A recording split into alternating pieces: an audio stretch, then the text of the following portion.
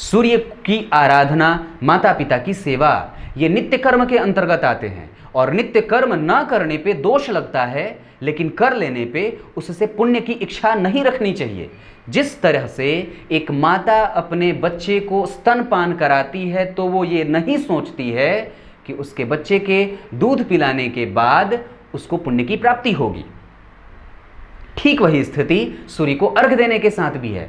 इस भुलावे में कभी ना रहिए। दुनिया का कोई भी ज्योतिषी अगर आपको यह कहता हो सूर्य को अर्घ नहीं देना है, उसकी बात मत मानिएगा, वो गलत बोल रहा है और बिल्कुल गलत बोल रहा है।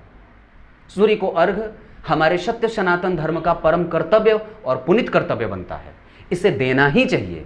ब्रश करना अगर कोई आपको मना करेगा तो आप मान जाएंगे? शरीर की सफाई और शरीर की शुद्धि अगर करने से कोई मना करता है तो मान जाएंगे? सूर्य जगत नियंता है, जगतस्थ चक्षु कहा जाता है उन्हें। और आप लोग पता नहीं किस किस के चक्कर में पड़ के सूर्य को अर्घ देना, पता नहीं तो सूर्य मजबूत है तो और मजबूत हो जाएंगे। बेवकूफ़ी है ये। मजबूत होंगे तो बेहतर होंगे, कमज़ोर होंगे तो बिल्कुल कमज़ोर बना देंगे। व्यक्ति की आत्मा अपवित्र हो जाती है, बिल्कुल नहीं ना। सूर्य की आराधना जरूरी है, माता पिता की सेवा करना जरूरी होता है। अब गुरु अगर ठीक हो जाएंगे तो माता पिता की सेवा नहीं करेंगे, कि गुरु ठीक हो जाएंगे तो माता पिता, ये कहाँ का तर्क है?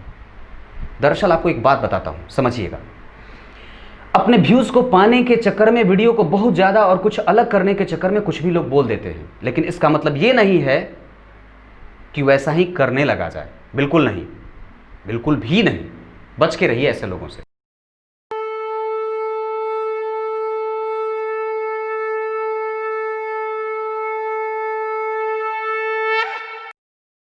प्रिय दर्शकों, नमस्कार। एक बार फिर से उपस्थित हूँ आप सबके सामने।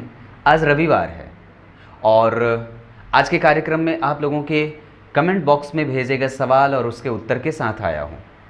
आइए झट से शुरू कर देते हैं आज का कार्यक्रम। जिनकी कुंडलियाँ नहीं ली जाएंगी वो इधर उधर और उल्टे पुल्टे कमेंट ना किया करें, ठीक नहीं लगता है। और इंतज़ार कर लें थोड़ा सा, क्योंकि आप ही लोगों के बीच से तो 10 कुंडलियाँ ले रहा हूँ, तो कोई तो छूटेगा। अगर आपकी कुंडली चयनित की जाएगी तो किसी दूसरे की छूटेगी, किसी न किसी का तो छूटना है। तो इस बार नहीं, अगले बार ही सही। आइए सबसे पहले शुरू करते हैं गौरव शाह, ये महाराष्ट्र धुले से हैं, इनकी कुंडली के सवालों के साथ। आइए शुरू करते हैं आज का कार्यक्रम। गौरव शाह 31 मार्च 1983 11:43 धुले महाराष्ट्र से। इन्होंने पूछा है अपने भाई के लिए, पूछा है ये कि मेरा भाई बिजनेस करना चाहता है पार्टनर के साथ। बिल्कुल करिए। अगर जिसके साथ भी व्यवसाय कर रहे हैं अगर वो मेष राशि का हो तो ज़्यादा बेहतर है, और अगर तुला का हो तो भी ज़्यादा बेहतर है, नहीं तो फिर कुंभ का भी हो तो चलेगा। इन 3 राशियों के लोगों के साथ और 3 राशि के शहरों में जाकर के व्यक्ति अगर कोई भी काम करना चाहता है कर सकता है। ऐसे आपकी कुंडली में पार्टनर के साथ संबंधों में थोड़ी बहुत स्थितियाँ कमज़ोर दिख रही हैं, और आपकी कुंडली में जो स्थिति देख रहा हूँ वो मिथुन लग्न की कुंडली बनती है। लग्न में ही राहु है। मिथुन लग्न के लोग तो वैसे भी व्यावसायिक सोच वाले और व्यावसायिक सोच के अंतर्गत काम करने वाले होते हैं। आप निश्चित रूप से आगे बढ़ सकते हैं, क्योंकि शनि मंगल का प्रभाव 11वें भाव पे है। शुक्र 11वें भाव में मंगल के साथ बैठे हैं और होते हैं वो जन्म कुंडली के 5म भाव के अधिपति।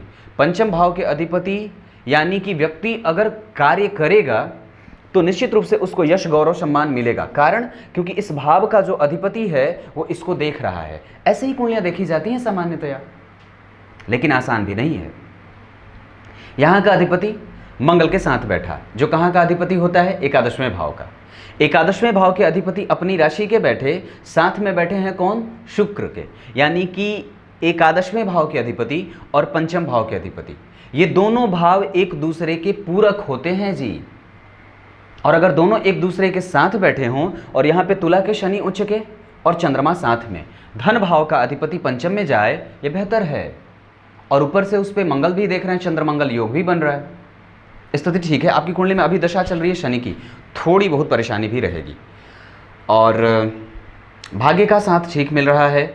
भाग्येश होने के साथ साथ शनि मिथुन लग्न की कुंडली में जब यहाँ 3 लिखेगा तो यहाँ 11 लिखेगा। 3, 4, 5, 6, 7, 8, 9, 10, 11। तो 11 जब यहाँ लिखेगा तो कुंभ राशि बनी। कुंभ राशि के अधिपति और शनि की मूल त्रिकोण राशि जन्म कुंडली के धर्म भाव में बनी। व्यक्ति की कुंडली में जब भी शनि की दशा चलेगी तो धार्मिक कृत्य करने का अवसर प्रदान होता है और व्यक्ति को प्राप्त होता है। और व्यक्ति धार्मिक कृत्य करने वाला और कई बार आइसोलेट होता है।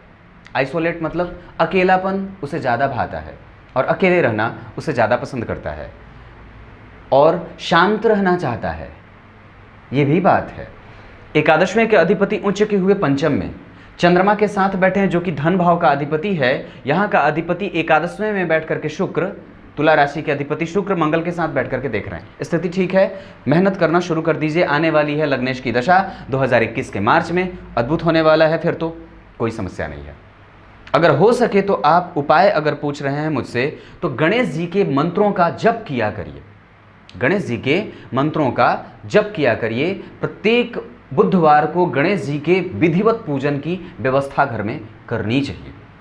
अब आइए अगली कुंडली की तरफ बढ़ते हैं। अगली कुंडली है नेहा अजमेरकर। यह है महाराष्ट्र पुणे से, 5 अक्टूबर 1995 10:40 और इन्होंने पूछा है विवाह के बारे में। बहुत बढ़िया। एक बात बताता हूँ, आपकी कुंडली में लग्न में गुरु बैठे हैं। लग्न में गुरु और वृश्चिक लग्न की कुंडली, यहाँ 8 नंबर लिखा है। ध्यान से समझिएगा नेहा जी, यहाँ 8 नंबर लिखा। लग्न के अधिपति एक पापग्रह हुआ और ये अच्छी बात है, उससे कोई फर्क नहीं पड़ता है। यहाँ पे 8 नंबर दिखा, यहाँ का अधिपति मंगल जाकर के 12वें भाव में राहु के साथ, वो व्यक्ति के व्यक्तित्व को, और आपका जन्म चूंकि दक्षिणायन का है, शुक्ल पक्ष के करीब करीब ऐसे समय में जन्म हुआ है जहाँ पे चंद्रमा शुभग्रह बनते हैं। तो मन तो ठीक है, व्यवस्थित है, उसमें किसी भी तरीके का कोई संशय नहीं है, लेकिन व्यक्तित्व तो थोड़ा छिटका हुआ है, क्योंकि 12वें है, वो अवयोग लगा रहा है, व्यक्ति के प्रकृति को बहुत ज़्यादा विकसित नहीं होने देता है। तो इस वजह से अपने आप उस चीज़ को कमज़ोर जो हो रही है चीज़ें, उसको मजबूत करने की आवश्यकता है। साथ ही साथ आपकी कुंडली में लग्न में गुरु बैठे हैं और उस गुरु की 5वीं दृष्टि यहाँ पड़ रही है, 7वीं दृष्टि यहाँ, 5वीं तो अपनी राशि पे पड़ेगी, 7वीं यहाँ पड़ेगी और 9वीं पड़ेगी धर्म भाव पे। अब ज़रा गौर करिए, तो आपकी कुंडली में लग्न में बैठे हैं तो उनका पूर्ण प्रभाव 7वीं दृष्टि पे जब पड़ेगा तो क्या करेगा। लग्न में अगर गुरु बैठे हों वृश्चिक के, तो मित्र की राशि में बैठे हैं और उनकी अवस्था जो है वो ज्येष्ठा नक्षत्र में बैठे हैं, बुध के नक्षत्र में, जो कि आपकी कुंडली का लाभेश है। ये गुरु आपको धन, मान, प्रतिष्ठा और इच्छा जो भी है उसकी पूर्ति करते हुए देखे जा रहे हैं। बिल्कुल सामान्य सी बात है, क्योंकि वो बुध जो है वो अपनी राशि का बैठा है, भद्रयोग लगा रहा है, इच्छा पूर्ति भाव का अधिपति वही बैठा है। किसके साथ? सूर्य और शुक्र के साथ। ये बेहतर है। सूर्य यहाँ पे नीचा विलासी हो रहे हैं और उनकी डिग्री है हस्त नक्षत्र, शत्रुग्रही होंगे क्योंकि शत्रु के साथ ही बैठे हैं। और एक बात बताऊँ, तो सूर्य, बुध और शुक्र आपकी कुंडली में यहाँ बैठे तो हैं, लेकिन जीवन के लाभ को ये कहीं ना कहीं कमज़ोर भी करेंगे। इस वजह से मेहनत हमेशा करिएगा। आपके जन्म का जो अयन है वो दक्षिणायन है। लग्न के अधिपति 12वें हैं राहु के साथ, ये भी थोड़ा कमज़ोर होगा। राहु की 5वीं दृष्टि यहाँ। अब आपने पूछा है दाम्पत्य सुख कैसा होगा, तो नौमांस में आता हूँ तो वहाँ भी वृश्चिक लग्न की ही कुंडली बनती है। द्वितीय भाव में गुरु बैठे हैं, ये ठीक है, मतलब संबंधों को ये लाने वाले दिख रहे हैं। यहाँ भी गुरु का प्रभाव पंचम, सप्तम और नवम पे था, तीनों ही भाव अच्छे हैं और वहाँ पे वो बेहतर करेंगे सिवाय 7वें के। यहाँ पे वो दाम्पत्य को कई बार विलंब से शुरू करते हैं, ये बात दिखती है। नवमांस में भी यहाँ अकेले बैठे हैं, इस वजह से वहाँ से भी विलंब से रिश्ते बनते दिख रहे हैं। ज़्यादा मत घबराना, और ज़्यादा घबराने की कोई आवश्यकता भी नहीं है। सुख भाव को अगर देखता हूँ तो वहाँ पे राहु की दृष्टि यहाँ से भी पड़ रही थी। राहु यहाँ बैठे थे लग्न कुंडली में। नौमांस कुंडली में भी वो एकादशवें में ही बैठे हैं और 5वें भाव को देख रहे हैं, जो उनके स्वराशि होगी। हालांकि वो ठीक होंगे, अपनी दशाओं में उसे वो अच्छा ही फल करते देखे जा रहे हैं। गुरु से वो भाव 1, 2, 3 तृतीय एकादश में का है, ये थोड़ा प्रभावित होगा। और एक बात बताऊँ तो मंगल की दृष्टि गुरु पे है, ये ठीक होगा। शनि की दृष्टि जो है वो आपकी कुंडली के दशम स्थान, चतुर्थ भाव पे पड़ रही है। शनि की दृष्टि यहाँ पड़ रही है, राहु की दृष्टि यहीं पड़ रही है, गुरु का प्रभाव है नहीं और शुक्र का प्रभाव है नहीं। इस वजह से कुंडली मिला करके विवाह करिएगा। विवाह विलंब से मत करिएगा, जल्दी ही विवाह कर लीजिएगा। शनि चंद्रमा यहाँ है और ये माता के स्वास्थ्य को कभी कभी परेशान करने वाली स्थितियों को ले जाता है। आपकी कुंडली में धनेश की दशा चल रही है, जो कि कुंडली में कारक होते हैं और ये चलेंगे अभी 2030 तक। मनाइए ना भगवान को थोड़ा सा, माता पार्वती की आराधना करिए। आपकी कुंडली में तो वो धन के अधिपति और धन को और वर को ढूंढने के अधिपति भी बनते हैं। यहाँ से वर ढूंढा जाता है, यहाँ पे आकर के हम एक साथ निकट आते हैं दोनों लोग। तो ये स्थितियाँ यहाँ पे बन रही हैं। तो माता पार्वती को मनाइए और एक बात और बता दूं तो अभी आपकी कुंडली में 2021 के 9वें महीने से गुरु में केतु आ जाएंगे, और वो गुरु आपकी कुंडली में लग्न में बैठे हैं। लग्न में गुरु को कारकत्व तो मिलता है लेकिन अकेले बैठे हैं, और केतु आपकी कुंडली में बैठे हैं छठे भाव में। ये आपकी समस्याओं के अंत को लेकर के भी आने वाला होगा, क्योंकि वो बैठा है मेष का होकर के और मंगल उसको देख रहा है। तकलीफें तो आपकी खत्म होंगी, ये तो बात पक्की है, क्योंकि वो छठे भाव के अधिपति होकर के 12वें में बैठे हैं। ये अच्छी बात होती है, ये आपकी जीवन में तकलीफों को कम करने वाली स्थितियों को दिखा रहा है। लग्नेश है वो, और लग्नेश होने के साथ साथ छठे भाव का अधिपति भी है, तो प्रतिक्रिया और प्रतिक्रियावादी बनाता है। व्यक्ति के तकलीफों को कई बार ज़्यादा इन लार्ज वे में बहुत ज़्यादा बढ़ा देता है। छोटी छोटी समस्याओं से व्यक्ति अपने आप को गंभीरता से प्रभावित कर बैठता है। आपका पति अच्छा होगा, सुंदर होगा, व्यवसायिक सोच को रखने वाला होगा और लाभ भी प्राप्त करने वाली स्थितियां दिख रही हैं। नवमांश कुंडली में सुख भाव पे शनि और मंगल का प्रभाव देखा जा रहा है, राहु का, मंगल का नहीं, राहु का। इस वजह से थोड़ी सी स्थितियां, विवाह अगर होने के बाद मन में भेद मत रखिएगा, क्योंकि यहाँ पे मंगल और शनि दोनों बैठे हैं, तो ये थोड़ा नुकसान करता है। इसी वजह से बार बार कहता हूँ, विवाह करने के लिए हाँ कर दीजिए, और कैरियर के चलते विवाह को रोकने की कोई आवश्यकता मुझे नहीं दिखती है। अब अगली कुंडली की तरफ बढ़ते हैं। अगली कुंडली है राजकुमार, रायबरेली, उत्तर प्रदेश। आप जितने भी लोग हैं ये मत कहिएगा कि मैं उत्तर प्रदेश वालों पे ज़्यादा मेहरबान हूँ, ये मत कहिएगा। मेहरबान किसी पे नहीं हूँ, और मैं कोई भगवान या देवता नहीं हूँ। मेहरबान तो आप लोग हैं मुझ पे।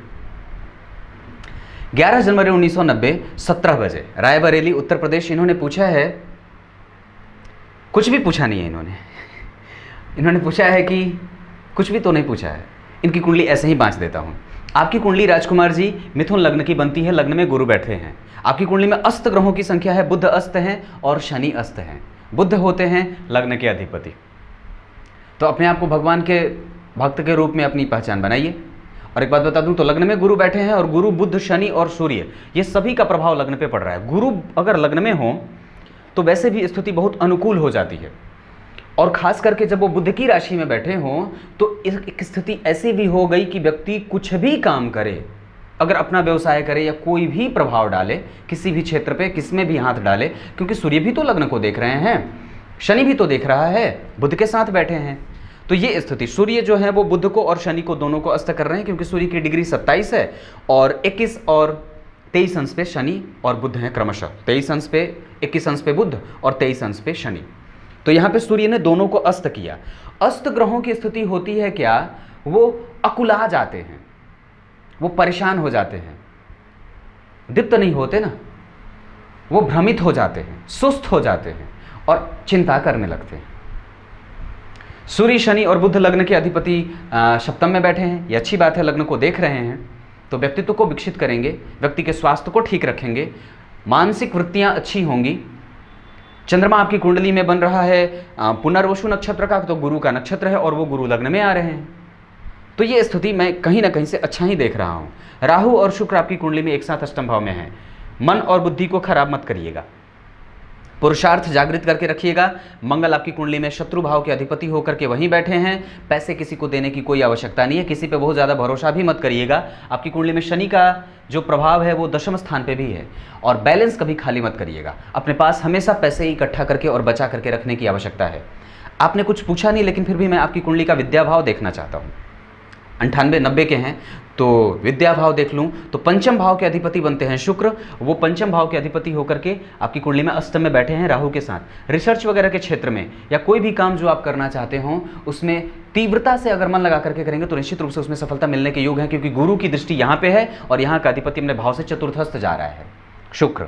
और एक बात और बता दूँ, आपकी कुंडली में D24 यानी कि चतुर्विशांश अगर देखता हूँ तो वहाँ पे लग्न में ही मंगल उच्च के हो रहे हैं, ये स्थिति ठीक है। पंचम भाव में सूर्य जो हैं वो बैठे हैं वृषभ के होकर के, ये स्थिति अनुकूल दिखती है। चंद्रमा स्वराशि के होते हैं तो व्यक्ति को बुद्धिमान और व्यावसायिक सोच वाला बनाते हैं, व्यक्ति अपने लाभ और हानि के प्रति जागरूक होता है। आपके ऊपर से अभी दशा भी चल रही है तो बुध की, और बुध आपकी कुंडली के लग्नेश होते हैं, वो अस्त हैं, इस वजह से परेशान है। गणेश जी की आराधना करनी चाहिए, दुर्वा अर्पित करिए, उनको मान जाएंगे। गणपति अथर्वशीर्ष का पाठ अगर करना चाहते हैं तो प्रत्येक दिन 3 बार किया करिए, लाभ हो जाएगा। और मानसिक वृत्तियां कमजोर मत करिएगा। आपकी कुंडली में शुक्र राहु अष्टम भाव में बैठे हैं, ये आकर्षण का भाव पैदा करते हैं और कहीं ना कहीं वो व्यय का कारण भी बनता है। ये बात भी बनती है। राहु और शुक्र की स्थिति आपकी कुंडली में, राहु श्रवण का बैठा है जो कि चंद्रमा है धनेश, और वहीं बैठा है केतु के साथ, ये ठीक है। मृदु हैं, स्वभावतः अच्छे हैं, माता पिता का सहयोग और माता पिता का आदर सम्मान करना चाहते हैं, यह स्थिति आपकी कुंडली में बनती है। दशम भाव का अधिपति गुरु लग्न में जा रहा है और मूलतः 3 नंबर की जो राशि होती है वो भुजाओं की राशि होती है। मतलब मूलतः काल पुरुष की कुंडली में 3 नंबर कहाँ लिखा होगा? तीसरे भाव में। तो यहाँ की जो राशि है वो मूलतः लग्न में बन रही है और 12वें भाव के और 9वें भाव के अधिपति लग्न में आ रहे हैं। मतलब काल पुरुष की कुंडली में 12वें भाव के अधिपति होते हैं गुरु। मतलब ये दार्शनिकता भी व्यक्ति के स्वभाव में दे रहे हैं और धार्मिक भी बना रहे हैं। और उसके बाद भुजाएं जो है वो फड़फड़ा रही हैं काम करने के लिए। व्यक्ति के पास अगर प्लेटफॉर्म मिल जाता तो निश्चित रूप से सारी चीज़ें उसके वश में और मुट्ठी में ही होती। अपने आप पे भरोसा रखिए। गणेश जी के गणपति अथर्वशीर्ष का पाठ प्रत्येक दिन नियम से किया करिए। अब अगली कुंडली की तरफ बढ़ते हैं। अगली कुंडली है अंजू शर्मा, लखनऊ उत्तर प्रदेश, 20 अक्टूबर 1979, 20 बजे यानी कि रात्रि के 8 बजे। परेशान होना किसी भी समस्या का अंत और हल नहीं होता है। वस्तुतः परेशान वही होता है जो अपने जीवन से बहुत ज़्यादा की अपेक्षा और इच्छा रखता है। ये बहुत गंभीर बात है। अपेक्षा और इच्छा दोनों का दमन करना शुरू करिए, तुरंत सारी चीज़ें बिल्कुल स्पष्ट दिखने लगती हैं। आपकी कुंडली में चंद्रमा कृष्ण पक्ष के अमावस्या के हैं और मन के रास्ते में अंधेरा था जब जन्म हो रहा था। लेकिन इसका मतलब ये नहीं है कि कृष्ण पक्ष के अमावस्या का जन्म खराब होता है, बिल्कुल नहीं, क्योंकि उसके अगले ही दिन शुक्ल पक्ष का आना शुरू होता है। और शुक्ल पक्ष के आने का मतलब है कि कृष्ण पक्ष के खत्म होने के बाद चंद्रमा जो है वो अब शुक्ल पक्ष के प्रतिपदा से आ रहे हैं। पापक होंगे लेकिन फिर भी मन को असंतुलित करने वाले, व्यक्ति को हिम्मत देने वाले होते हैं। व्यक्ति का मन संतुष्ट होता है लेकिन कभी कभी छोटी छोटी समस्या को भी व्यक्ति बहुत बड़ा बना लेता है। उसके सोचने का दायरा बहुत बड़ा होता है और अनायास यूं ही अगर कोई भी कुछ बोल देता है उसके दिल पे लग जाती है। आपने मुझे भाई कही है बात, मुझे याद है, मैं आपके प्रत्येक कमेंट पढ़ता हूँ प्रत्येक दिन। बहुत अच्छी बात है, मैं भी यही सोचता हूँ। वृषभ लग्न की कुंडली बनती है, लग्न के अधिपति होते हैं शुक्र, यहाँ बैठे हैं। ये समस्या एक होती है, अवयोग लगा।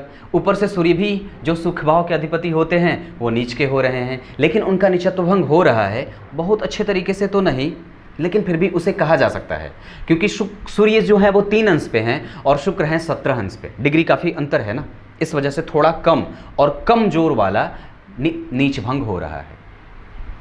यहाँ पे विपरीत राज्यों भी बनेगा, क्योंकि यहीं के अधिपति होकर के शुक्र यहीं बैठे हैं, बुध के साथ बैठे हैं जो कि पंचम का अधिपति है। पंचम का अधिपति छठे में जाए तो व्यक्ति की इच्छा की पूर्ति करता है, विलंब से ही सही लेकिन जरूर, क्योंकि धन का वो योग लगाता है।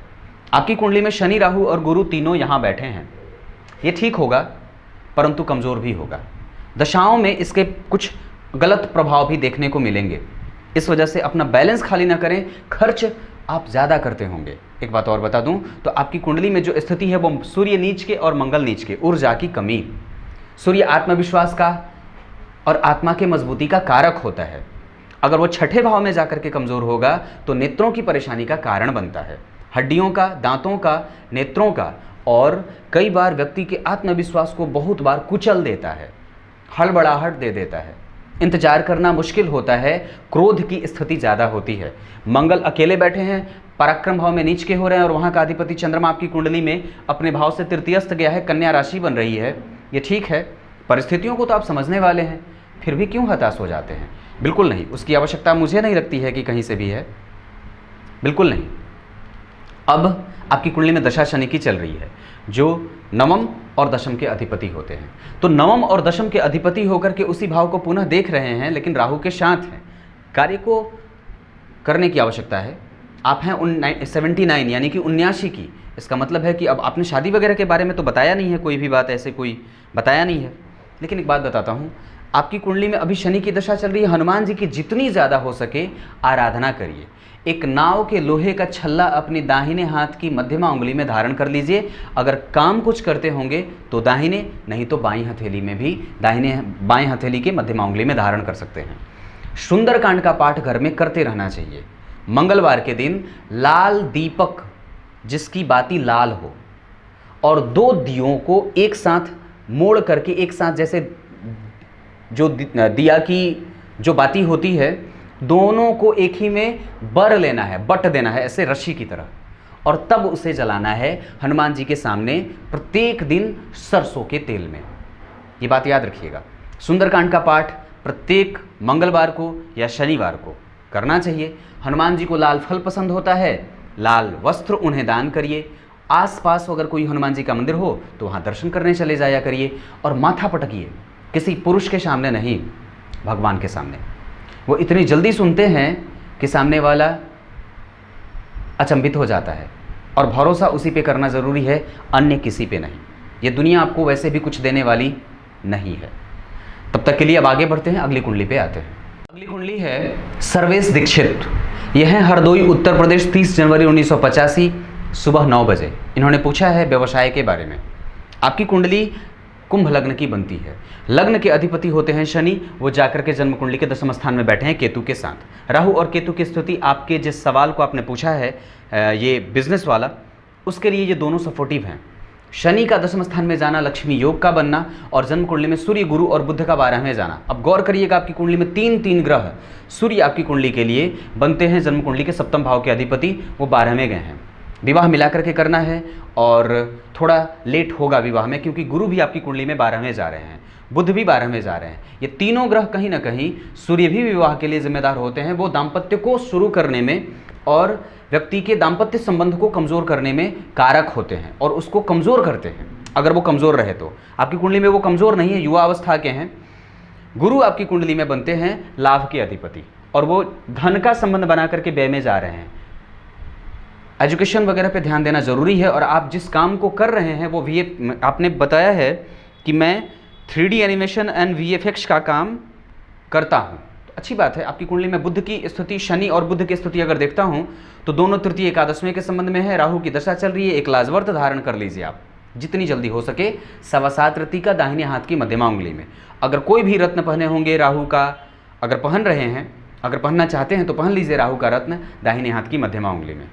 और उसके बाद बताऊं, हनुमान चालीसा का पाठ आपको प्रत्येक दिन पढ़ना चाहिए। आप शनि से प्रभावित हैं, हनुमान जी का नित्य प्रतिदिन दर्शन करना चाहिए। आपकी कुंडली में नौकरी की भी स्थितियाँ अच्छी थी, हालांकि कंप्यूटर सेक्टर में आप काम कर रहे हैं। पंचमेश बनते हैं बुध, और वो उत्तराखाड़ा नक्षत्र में बैठे हैं, सूर्य के नक्षत्र में सूर्य के साथ बैठे हैं, जो कि सप्तमेश होता है। निश्चित रूप से आप इस काम में जा सकते हैं, क्योंकि पंचम भाव में मंगल की राशि बन रही है, टेक्निकल क्षेत्रों का वो कारक होता है।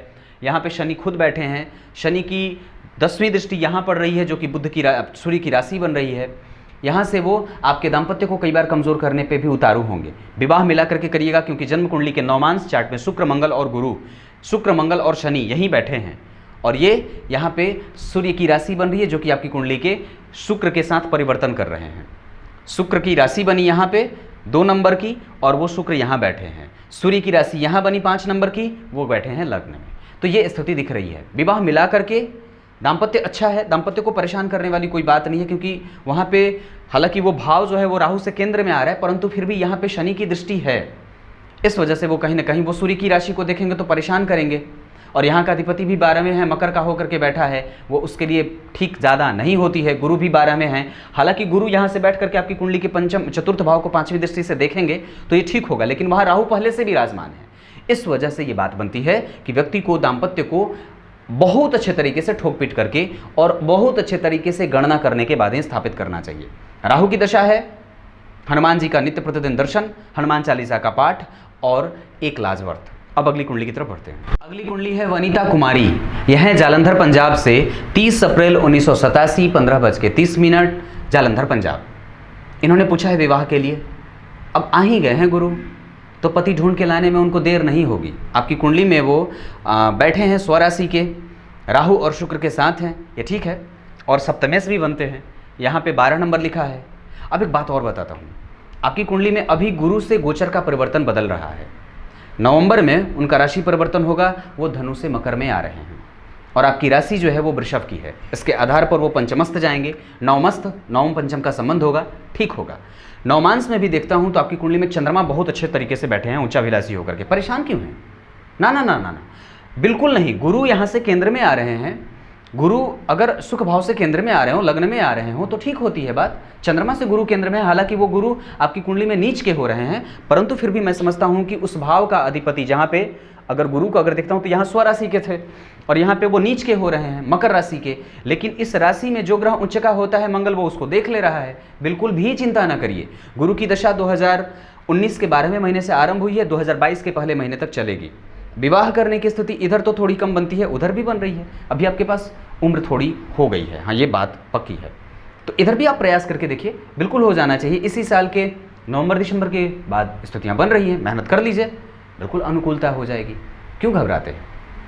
गुरु की दशा है, गुरु सप्तमेश बनते हैं, सुखेश बनते हैं, इस दशा में विवाह होती है और गोचर से भी वो उनकी स्थितियाँ परिवर्तनशील हो रही हैं, जो वो बेहतर है, आपके पक्ष में ही जा रही है। बिल्कुल ना घबराइए, निश्चिंत रहें। अगर बहुत ज़्यादा विलंब हो गया है तो एक बार हमारे कार्यालय में संपर्क कर सकते हैं, या फिर आपको मंत्र वो पता होगा कात्यायनी महामंत्र का, उसका जप कर लिया करिए, वो बड़ा लाभ करता है। और नहीं तो देव गुरु बृहस्पति के किसी मंत्र का आप जप कर दिया करिए। अगर मंत्र ना मिले तो ऑफिस में हमारे लोगों से फ़ोन कर लीजिएगा, वो आपको दे देंगे। अब अगली कुंडली की तरफ बढ़ते हैं। अगली कुंडली है अक्षत जी की।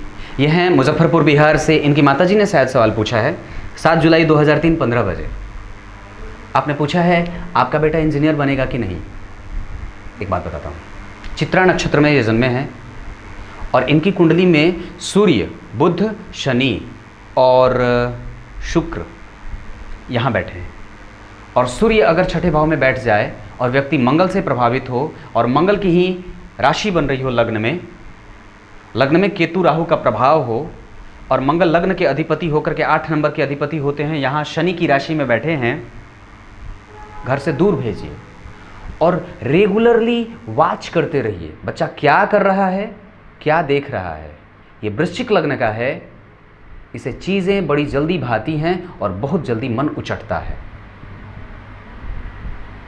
सोफिस्टिकेटेड बनना चाहता है। मंगल चतुर्थ भाव में ठीक नहीं होते हैं, खास करके अगर मंगल के लग्न का निर्माण हो रहा हो लग्न में मेष या वृश्चिक और वो चतुर्थ में बैठ जाए, खास करके शनि के होकर के, तो दिक्कत करते हैं।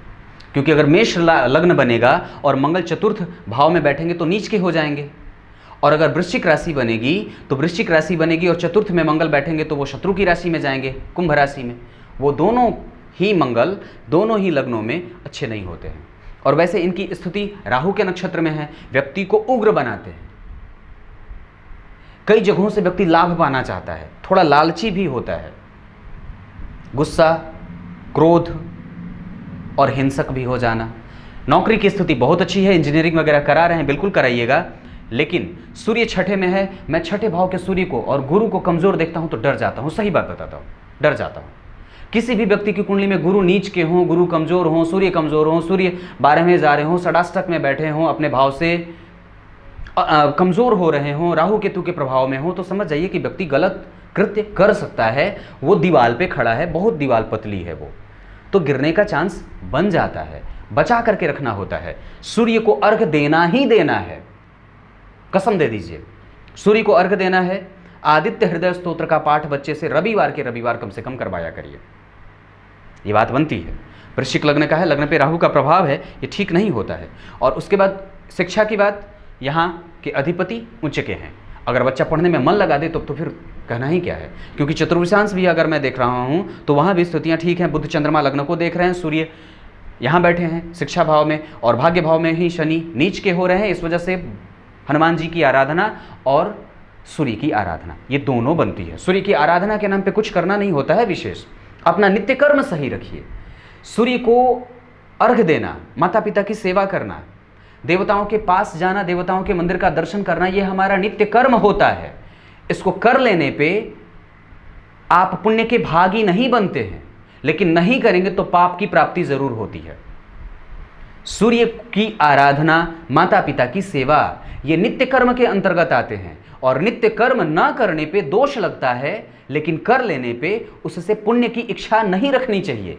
जिस तरह से एक माता अपने बच्चे को स्तनपान कराती है तो वो ये नहीं सोचती है कि उसके बच्चे के दूध पिलाने के बाद उसको पुण्य की प्राप्ति होगी। ठीक वही स्थिति सूर्य को अर्घ देने के साथ भी है। इस भुलावे में कभी ना रहिए। दुनिया का कोई भी ज्योतिषी अगर आपको यह कहता हो सूर्य को अर्घ नहीं देना है, उसकी बात मत मानिएगा, वो गलत बोल रहा है और बिल्कुल गलत बोल रहा है। सूर्य को अर्घ हमारे सत्य सनातन धर्म का परम कर्तव्य और पुनित कर्तव्य बनता है, इसे देना ही चाहिए। ब्रश करना अगर कोई आपको मना करेगा तो आप मान जाएंगे? शरीर की सफाई और शरीर की शुद्धि अगर करने से कोई मना करता है तो मान जाएंगे? सूर्य जगत नियंता है, जगतस्थ चक्षु कहा जाता है उन्हें। और आप लोग पता नहीं किस किस के चक्कर में पड़ के सूर्य को अर्घ देना, पता नहीं तो सूर्य मजबूत है तो और मजबूत हो जाएंगे। बेवकूफ़ी है ये। मजबूत होंगे तो बेहतर होंगे, कमज़ोर होंगे तो बिल्कुल कमज़ोर बना देंगे। व्यक्ति की आत्मा अपवित्र हो जाती है, बिल्कुल नहीं ना। सूर्य की आराधना जरूरी है, माता पिता की सेवा करना जरूरी होता है। अब गुरु अगर ठीक हो जाएंगे तो माता पिता की सेवा नहीं करेंगे, कि गुरु ठीक हो जाएंगे तो माता पिता, ये कहाँ का तर्क है? दरअसल आपको एक बात बताता हूँ, समझिएगा। अपने व्यूज़ को पाने के चक्कर में, वीडियो को बहुत ज़्यादा और कुछ अलग करने के चक्कर में कुछ भी लोग बोल देते हैं, लेकिन इसका मतलब ये नहीं है कि वैसा ही करने लगा जाए। बिल्कुल नहीं, बिल्कुल भी नहीं। बच के रहिए ऐसे लोगों से। शुरू करते हैं, अब अगली कुंडली की तरफ बढ़ते हैं। आइए अगली कुंडली की तरफ बढ़ते हैं। ये हैं सरोजनी गोकक, मेरे नियमित दर्शक हैं ये। आग्नेय इनकी बच्ची है, 23 सितंबर 2017 रात्रि के 12:57, गोकक, कर्नाटका। बच्ची अभी छोटी है, 17 यानी कि 3 साल की, और थोड़ी है अस्वस्थ क्योंकि राहु की दशा चल रही है और चंद्रमा नीचाभिलाषी हो रहे हैं। गुरु और चंद्रमा एक साथ बैठे हैं, ये ठीक है, ये बहुत अच्छी बात है। और आपकी कुंडली जो है वो मिथुन लग्न की बनती है, द्वितीय भाव में राहु की स्थिति बन रही है और वो चंद्रमा स्वाति नक्षत्र के हैं, इस वजह से राहु की दशा में है। एक बार मुझे मेरे कार्यालय में संपर्क करिए, आपको इसका उपाय बता दूंगा, यहाँ नहीं बता सकता। बच्चे के स्वास्थ्य के लिए एक वो काम आप कर लेंगे तो लाभ मिल जाएगा। अब अगली कुंडली की तरफ बढ़ते हैं।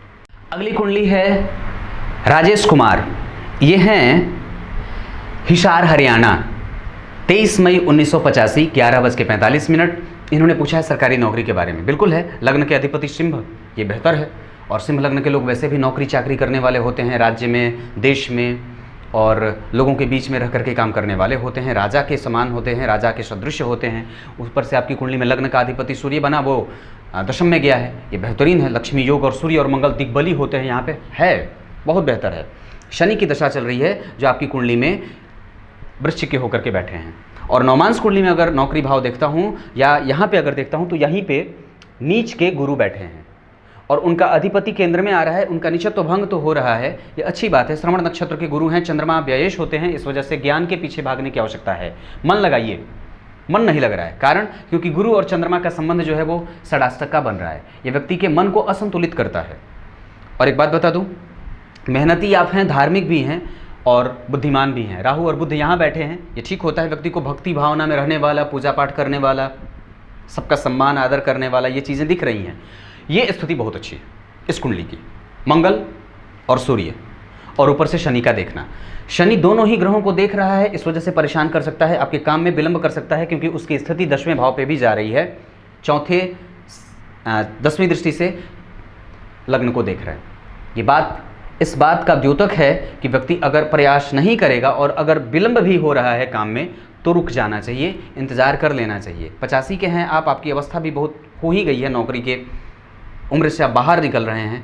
गुरु और शनि यहाँ बैठे हैं, दाम्पत्य को ठीक रखेंगे, बेहतरीन है ये जीवन। लेकिन नौकरी के लिए अभी आपकी कुंडली में शनि की दशा चल रही है, जो कि आपकी कुंडली के प्रतियोगिता भाव के और सप्तम भाव के अधिपति होते हैं। स्थितियाँ तो चल रही हैं, आप क्यों परेशान हैं? 22 के 10वें महीने तक शनि में राहु रहेंगे। एक लाजवर्त आपको धारण कर लेना चाहिए जितनी जल्दी हो सके, क्योंकि शनि राहु केतु के लिए लाजवर्त धारण किया जाता है दाहिने हाथ की मध्यमा उंगली में। जितनी जल्दी हो सके धारण करिए। हनुमान जी की पूजा करना जरूरी है और उनके मंत्रों का जप अगर हो सके तो कर लिया करिए। यहाँ नहीं बताऊंगा, लेकिन एक बात बता दूं, आपको हनुमान जी के मंत्रों का जप कर लेना चाहिए। अगर मंत्र की आवश्यकता होगी तो ऑफिस में फ़ोन कर लीजिएगा, आपको मंत्र दे दिया जाएगा। अब अगली कुंडली की तरफ बढ़ते हैं। याद रखिएगा, ये मैं जिन लोगों को ये कहता हूं कि आप एक बार कार्यालय में संपर्क कर लीजिएगा, उनसे मैं पैसे नहीं लेता, ना ना ना, ये इशारा है मेरा, बिल्कुल नहीं। वो लोग मेरे ऑफिस में फ़ोन करते, चूँकि उपाय बताने का वाणी दोष लगता है और सार्वजनिक मंच से कभी भी उपाय नहीं बताने चाहिए, इस वजह से मैं उपाय बताने से कतराता हूँ। तो आप लोग जब संपर्क करेंगे आपको वहीं पे मिल जाएगा बिना मेरे से संपर्क में आए। ठीक है, खाली बोल दीजिएगा कि मेरी कुंडली देखी गई थी, मुझे हनुमान जी के उपाय के लिए बताया गया है, आपको उपाय बता दिया जाएगा। अगली कुंडली की तरफ बढ़ते हैं। आखिरी कुंडली के साथ उपस्थित हूँ गोल्डी ढाडा, ये इनका नाम है, क्षमा करिएगा अगर कुछ उल्टा बोल दिया हो तो। 15 फरवरी 1988, 23:55, जालंधर, पंजाब। इसके आधार पर आपकी कुंडली बनती है तुला लग्न की, शुक्र से प्रभावित, और लग्न के अधिपति छठे भाव में जाकर के उच्च के हो रहे हैं। प्रतियोगिताएं और जीवन में विलंब दिखता है। आप उत्तरायण के जन्मे हैं, विवाह विलंब से तो नहीं होना चाहिए। एक स्थिति है कि द्वितीय भाव के अधिपति अपने परम शत्रु शनि और मंगल दोनों एक साथ बैठे हैं। 7 नंबर की कुंडली तो यहाँ पे वृश्चिक राशि बनेगी और उसके अधिपति शनि बनते हैं। वृश्चिक राशि के अधिपति मंगल शनि के साथ बैठे हैं, जो आपकी कुंडली के पंचमेश और चतुर्थेश होते हैं। एक बात और बताता हूँ, बुध और चंद्रमा और गुरु की स्थिति आपकी कुंडली में अकेले है, ये विवाह विलंब के कारण बन रहे हैं। और अभी आपकी ऊपर से राहु की दशा भी चल रही है। शुक्र विवाह कराते हैं 2021 के 8वें महीने के बाद स्थितियां और विवाह के लिए ज़्यादा आ रही हैं दशाओं में। और गुरु तो अभी आपकी राशि से बहुत अच्छे गोचर नहीं करेंगे। इधर भी अगर देखता हूं तो यहाँ पे भी शनि बैठे हैं और यहाँ सप्तम भाव का अधिपति नीच का हो रहा है नौमांस में, इस वजह से भी विवाह में विलंब। लेकिन एक बात बताता हूँ, तो वो आ रहे हैं, एक्टिव हो रहे हैं। सप्तमेश अगर कहीं से थोड़ा भी जागृत हो जाए और वो बाल अवस्था का है, सम राशि का है, आधा फल करने वाला है और उस पर राहु की दृष्टि भी पड़ रही है, मति बुद्धि को और अपने आत्मविश्वास को कमज़ोर मत होने दीजिए, बिल्कुल भी नहीं। स्थिति आने वाली ही है। शुक्र तो दरअसल गुजर रहे हैं, लग्नेश होते हैं, लेकिन वो अष्टमेश भी तो होते हैं, इस वजह से कभी कभी परेशान भी करते हैं। दशा के अंतर में अब अंत में ही आ गए हैं, तो शायद कुछ काम बन जाए। माता कात्यायनी की पूजा करिए। पीले रंग के वस्त्रों का धारण करना आपके लिए बहुत ज़्यादा ज़रूरी है। कात्यायनी मंत्र का जप प्रत्येक दिन करना चाहिए। और एक बात और बता दूं, तो ऐसी इस अवस्था में कि आपकी कुंडली में हनुमान जी की आराधना और देवगुरु बृहस्पति के बीज मंत्रों का जप भी आपको कर लेने से लाभ होगा, क्योंकि वही रूठे हैं, उन्हीं को मना लीजिए। ये स्थिति आपकी कुंडली में बन रही है। बाकी और क्या बताऊं, विवाह के बाद की स्थिति अगर देखता हूं तो शुक्र उसको देख रहा है नौमांस में, ये ठीक होता है। शनि मित्र की राशि में बैठा है, लेकिन वो भाव मंगल और राहु से प्रभावित हो रहा है, इस वजह से कुंडली और विवाह में विलंब होता है। वैवाहिक सुख को वो देर से देते हैं, ये स्थिति दिख रही है। आपकी कुंडली में अगर देखता हूं तो मंगल षड्बल में बली हैं, चंद्रमा बहुत अच्छे हैं, शनि बलवान है। पापग्रह बलवान हो जाता है तो जातक को कष्ट देता है, इसी वजह से विवाह का सुख थोड़े देर से मिल रहा है। यही कारण है। हनुमान जी की पूजा, देवगुरु बृहस्पति के मंत्रों का जप, ये काम करना चाहिए। और कात्यायनी माता की पूजा आराधना करनी चाहिए। कुछ इसी तरीके से आज के कार्यक्रम का समापन करेंगे। तब तक के लिए इजाजत दीजिए। कल एक बार फिर से उपस्थित होंगे सोमवार के ज्योतिषीय कार्यक्रम के साथ। तब तक के लिए बहुत बहुत नमस्कार।